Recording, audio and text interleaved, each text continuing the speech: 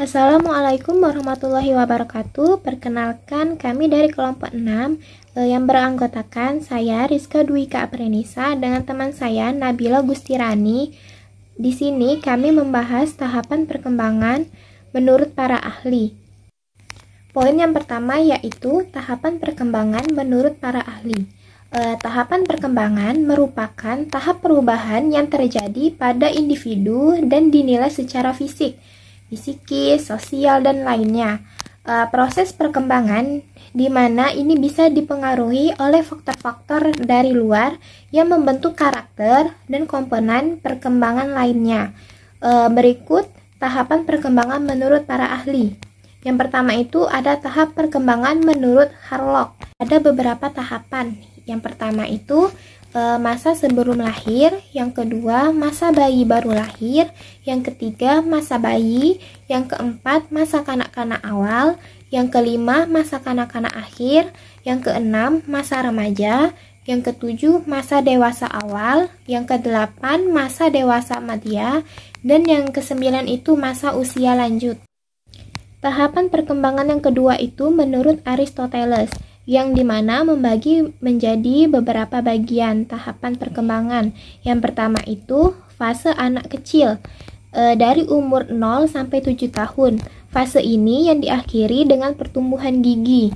Yang kedua itu fase anak sekolah, dari umur 7 tahun sampai 14 tahun, yang dimulai dengan pertumbuhan gigi sampai timbulnya gejala berfungsinya kelenjar-kelenjar kelamin.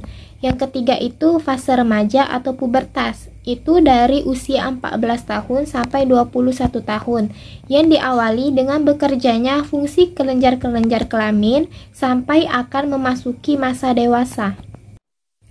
Tahapan perkembangan menurut para ahli yang ketiga yaitu menurut Maria Montessori, yang dimana menjadi beberapa tahapan perkembangan.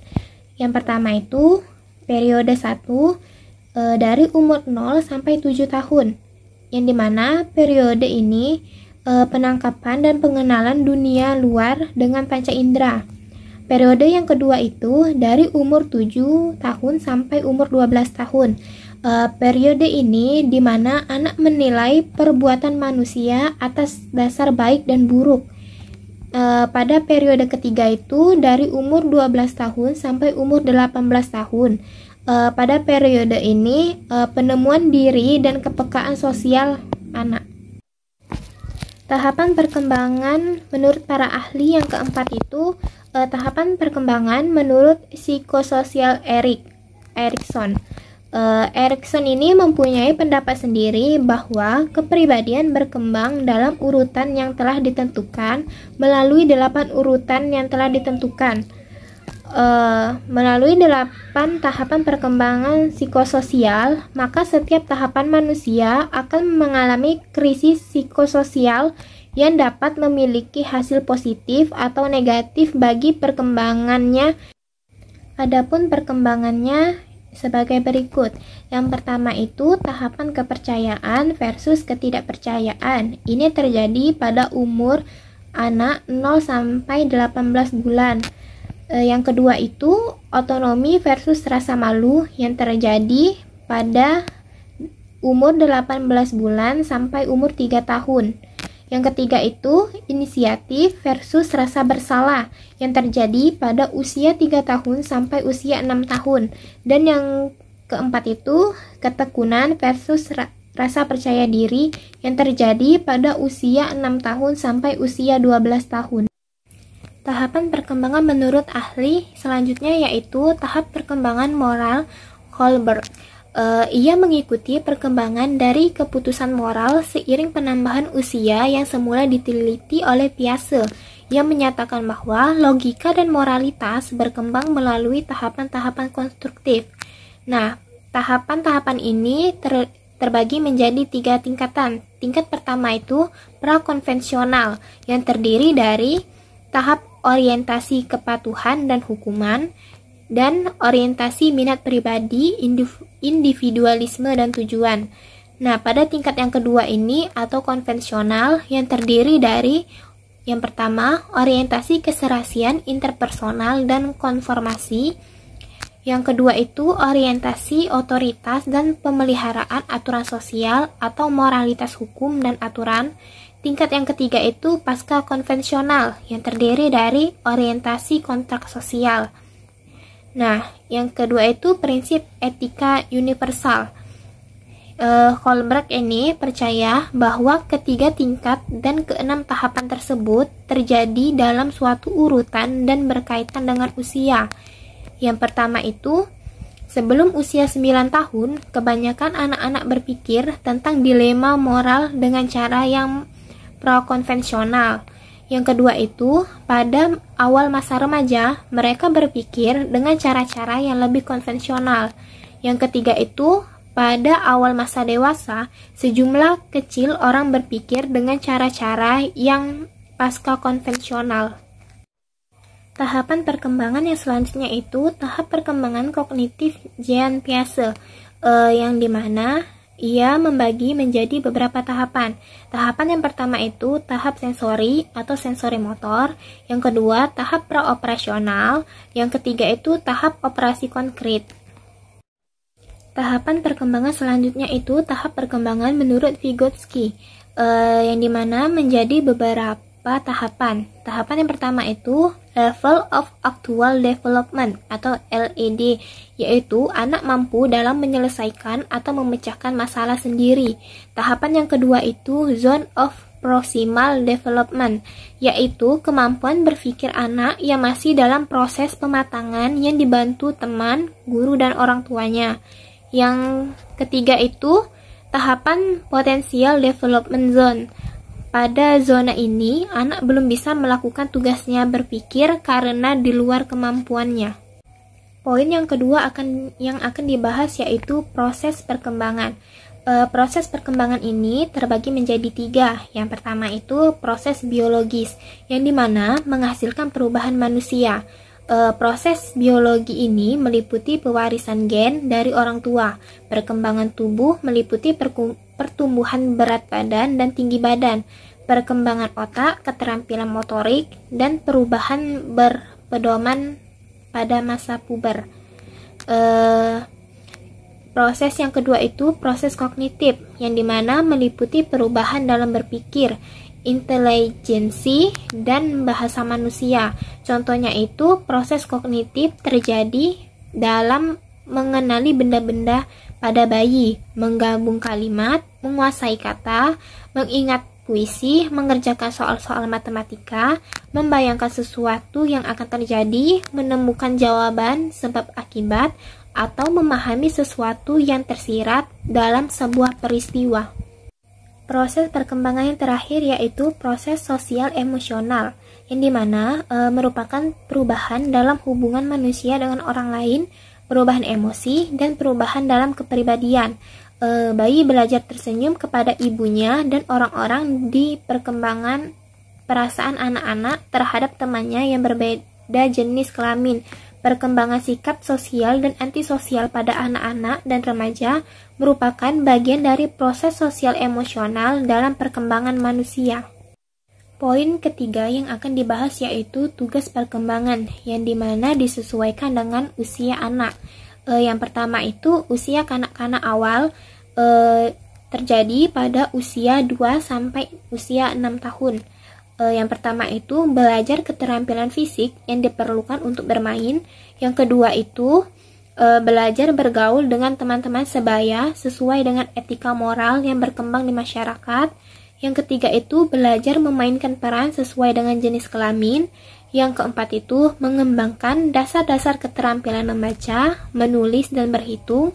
Yang kelima itu mengembangkan konsep-konsep yang diperlukan dalam kehidupan sehari-hari.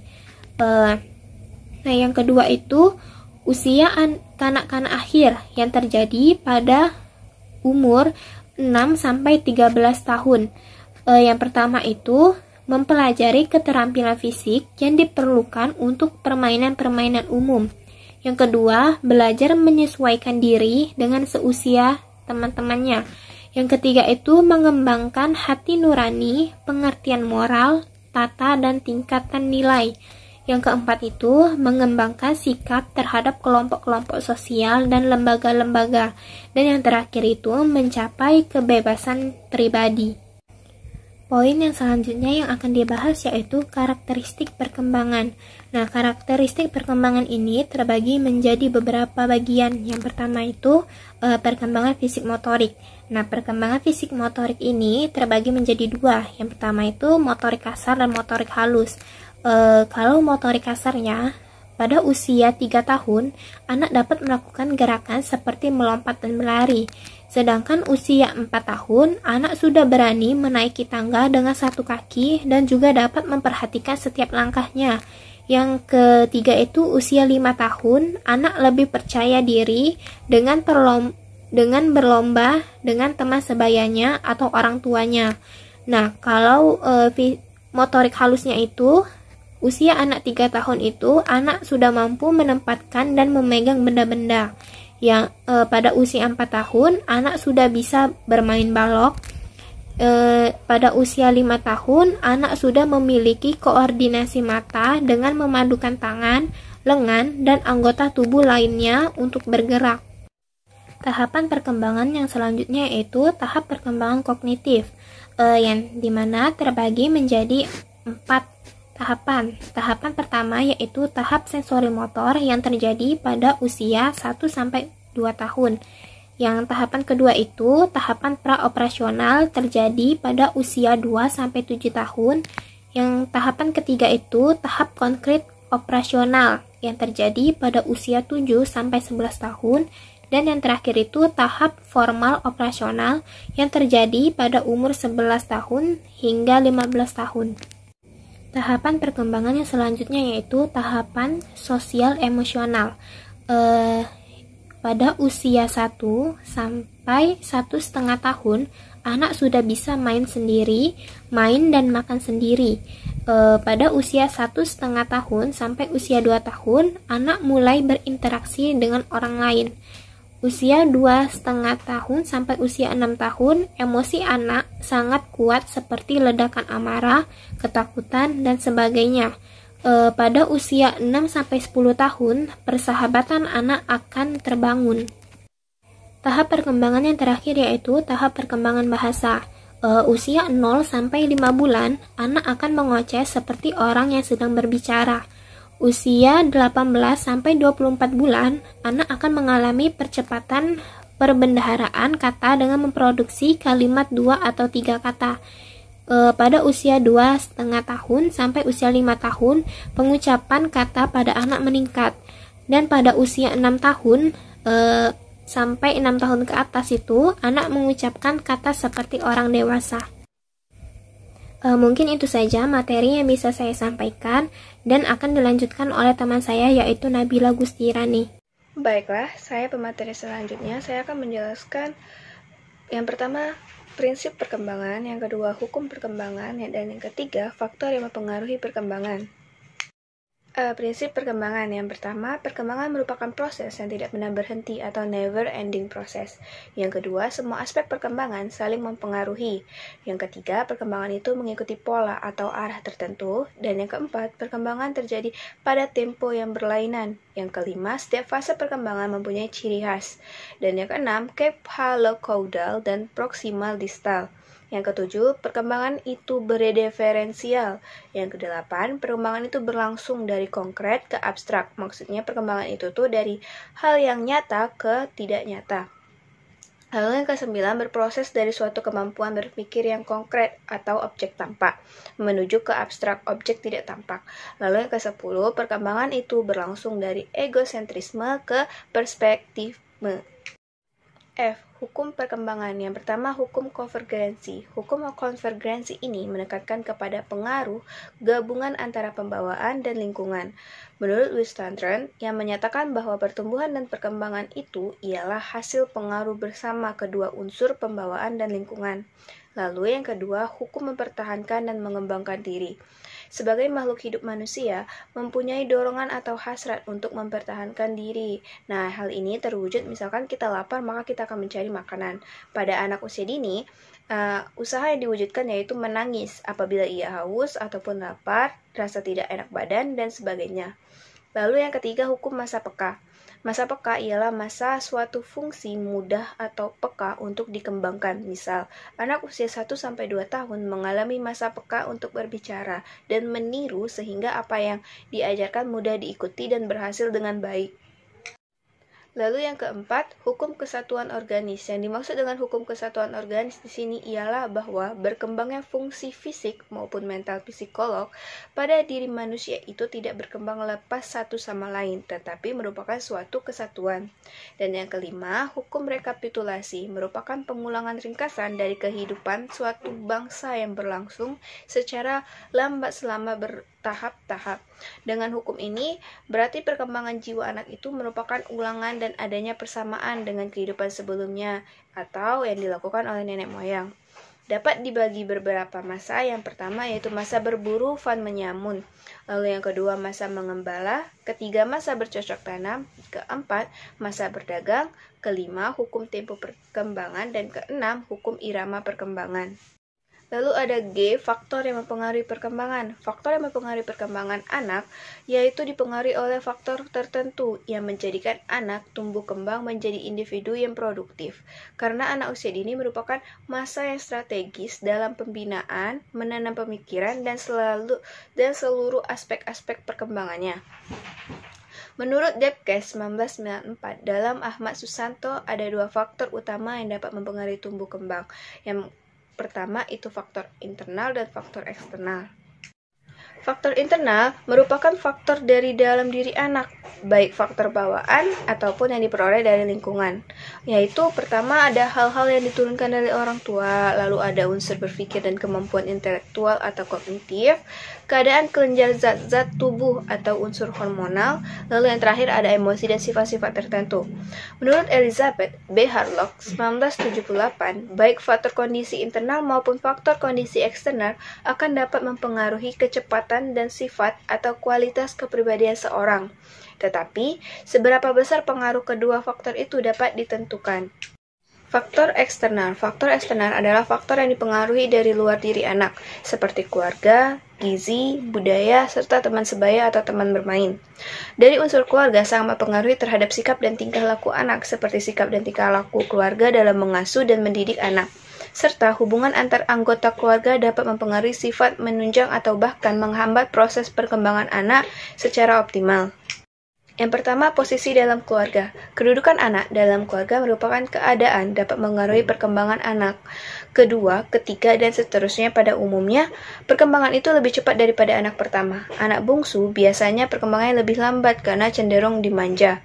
Lalu yang kedua, makanan. Pada usia kanak-kanak, makanan merupakan faktor yang sangat penting bagi pertumbuhan dan perkembangan. Bukan hanya berhubungan dengan kuantitas makanan, tetapi juga berkenaan dengan kualitas gizi yang terkandung di dalamnya.